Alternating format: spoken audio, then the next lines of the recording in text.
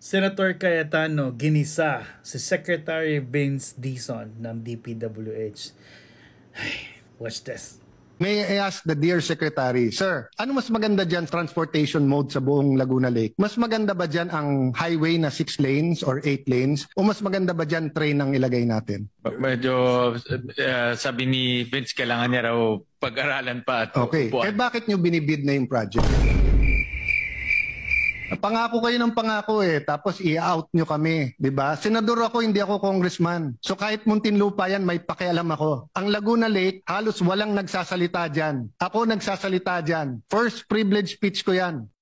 Alam niyo yung feeling na nahuli ka, na nag-ask ka ng, or na humihingi ka ng baon, tapos wala namang pasok. Or sinasabi mo na may project kayo sa parents mo, tapos wala ka namang project. Right? So parang ganon. It's almost the same. Anyway, medyo nakakahiya yun na part ko sa baga if you are questioned in front of a lot of people.